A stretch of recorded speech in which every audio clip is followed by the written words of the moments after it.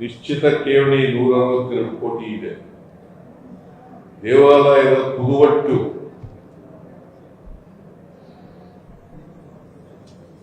3,61,00,000 ಇದೆ. ದಾಸೋಹ ಪುದುವಟ್ಟು 3,08,00,000 ಇದೆ.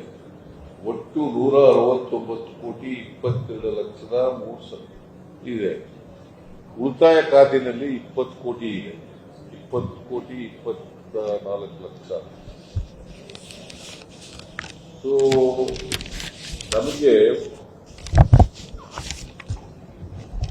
ತೆಗೆದಿದೆ ಹಿಂದ್ಗಡೆ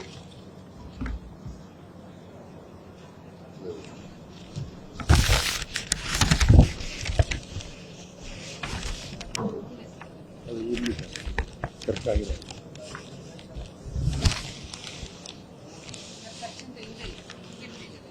ಇಲ್ಲಿ 2023-24ರಲ್ಲಿ 49,64,00,000 ಆದಾಯ ಬಂದಿದೆ.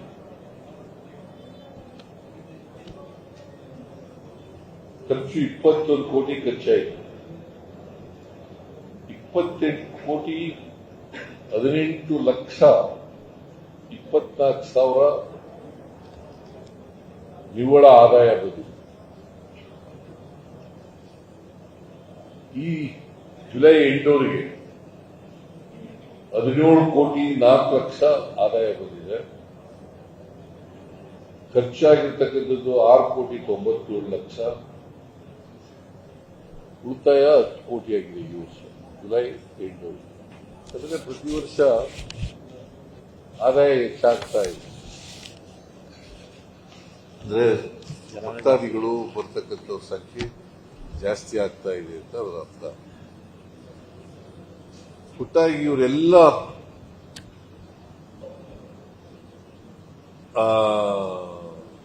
ಭಕ್ತಾದಿಗಳಿಗೆ ಮತ್ತೆ ಚಾಮುಂಡಿ ಬೆಟ್ಟದಲ್ಲಿರ್ತಕ್ಕಂಥ ಬೇರೆ ಬೇರೆ ಕೊಳ ಏನಿದು ದೇವಿಕೆರೆ ಅದರ ಅಭಿವೃದ್ಧಿ ಮಾಡ್ತಕ್ಕಂಥದ್ದು, ಬಸವ ನಮ್ಮ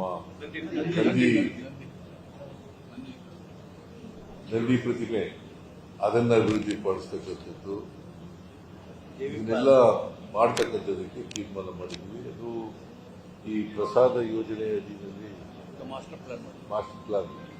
ಆಮೇಲೆ ನಾನು ಇನ್ನು 5 ವರ್ಷಕ್ಕೆ ಏನ್ ಮಾಡಬಹುದು, ಅಭಿವೃದ್ಧಿ ಮಾಡಬಹುದು ಅಂತೇಳಿ ಒಂದು ಮಾಸ್ಟರ್ ಪ್ಲಾನ್ ತಯಾರು ಮಾಡಿ ಮುಂದಿನ 5 ವರ್ಷಕ್ಕೆ ಏನೆಲ್ಲ ಅಭಿವೃದ್ಧಿ ಮಾಡಬಹುದು ಅದಕ್ಕೆ ಒಂದು ಮಾಸ್ಟರ್ ಪ್ಲಾನ್ ತಯಾರು ಮಾಡೋಕ್ಕೆ ಸೂಚನೆ ಕೊಡ್ತೀವಿ.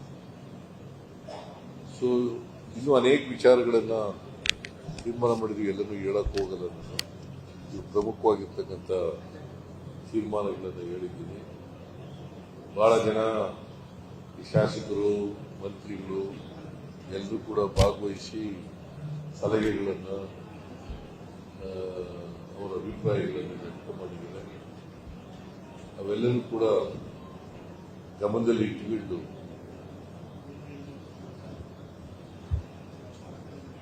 ಪ್ರಾಧಿಕಾರ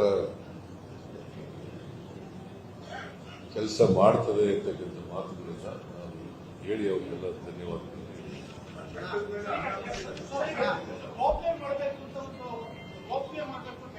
ಇಲ್ಲ, ರೋಪ್ವೇ ಈಗ ಹಳೆಯದು, ಅದು ಇವತ್ತು ಚರ್ಚೆ ಆಗಿಲ್ಲ. ಹಳೆಯದು ಅದು ರೋಪ್ವೇ ಮಾಡಬೇಕು ಅಂತ. ಅದಕ್ಕೆ ಎನ್ವೈರನ್ಮೆಂಟ್ ಈ ಪರಿಸರವಾದಿಗಳು ವಿರೋಧ ಮಾಡಿದ್ರು. ಅದು ಹಂಗೆ ನಿಂತೋಯ್ತು ಅಷ್ಟೇ. ಅದು ಹಿಂದೆನೆ ಮಂಜೂರಾಗಿತ್ತು. ಇವತ್ತು ಚರ್ಚೆ ಮಾಡಿದ್ವಿ.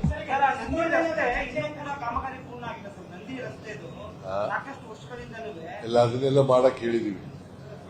ಮತ್ತೆ ಈ ನಡ್ಕೊಂಡು ಬರ್ತೀವಲ್ಲ, ಏನದು ಮೆಟ್ಲು, ಆ ಮೆಟ್ಲು ಎಲ್ಲ ಅಭಿವೃದ್ಧಿ ಪಡಿಸಕ್ ಹೇಳಿದ್ವಿ.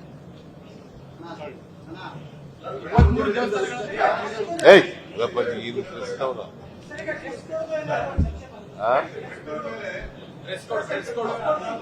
ಇಲ್ಲ, ಡ್ರೆಸ್ ಕೊಡಿ.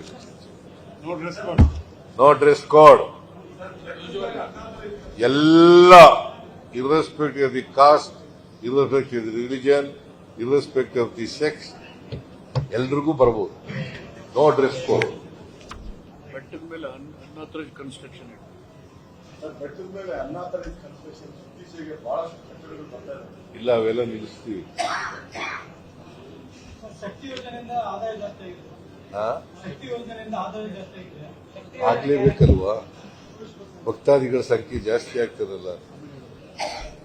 ಎಲ್ಲ ಯಾತ್ರಾ ಸ್ಥಳಗಳು ಮತ್ತೆ ಪ್ರವಾಸೋದ್ಯಮ ಸ್ಥಳಗಳು ಮತ್ತೆ ದೇವಸ್ಥಾನಗಳ ಕಡೆ ಎಲ್ಲ ಕಡೆ ಜಾಸ್ತಿ ಆಗಿದೆ ಆದಾಯ.